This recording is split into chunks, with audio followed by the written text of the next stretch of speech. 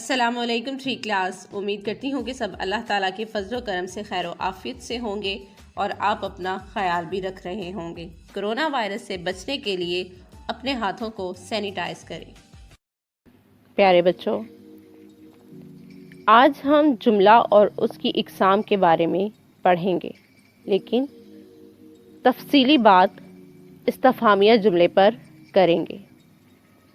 آئیے دیکھتے ہیں جملہ کیا ہوتا ہے۔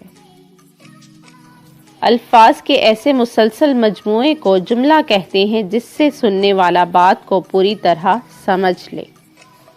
مثلاً، کتاب کو میز پر رکھ دو، وہ دیر سے نہیں اٹھتا، کیا آج گرمی ہے؟ تھری کلاس، ان مثالوں کو پڑھ کر ہمیں بات سمجھ آ جاتی ہے کہ کیا کہا گیا ہے۔ ساخت کے لحاظ سے جملے 3 قسم کے ہوتے ہیں۔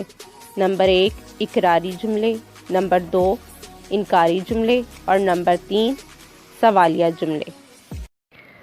یعنی انکاری جملے سے مراد وہ جملے ہیں جس میں کسی بات کا انکار کیا جائے۔ جیسے میں آپ سے سوال کرتی ہوں کہ کیا آپ نے آج فجر کی نماز پڑھی؟ تو جن بچوں نے فجر کی نماز پڑھی ہوگی وہ اس کا جواب جی ہاں میں دیں گے کہ جی ہاں یا جی میں نے آج فجر کی نماز پڑھی۔ لیکن جن بچوں نے فجر کی نماز نہیں پڑھی وہ اس کا جواب دیں گے کہ میں نے آج فجر کی نماز نہیں پڑھی۔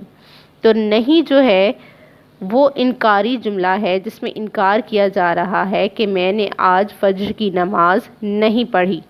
دوسری مثال دیکھیں، میرے پاس قلم نہیں ہے۔ آئیے تھری کلاس انکاری جملوں کو سمجھنے کے لیے مزید مثالیں دیکھتے ہیں۔ علی بازار نہیں گیا، یہ کون سا جملہ ہے کلاس؟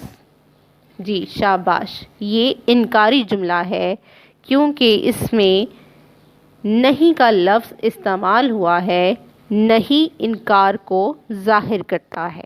نیکسٹ دیکھیں کلاس، وہ بیمار نہیں تھا، کیا یہ سوالیہ جملہ ہے؟ نہیں۔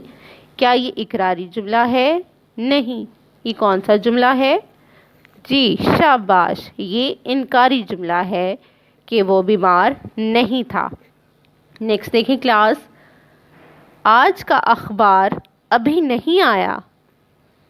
جی شاباش، یہ بھی انکاری جملہ ہے۔ علی بازار نہیں گیا، وہ بیمار نہیں تھا، آج کا اخبار ابھی نہیں آیا، یہ سب انکاری جملے ہیں۔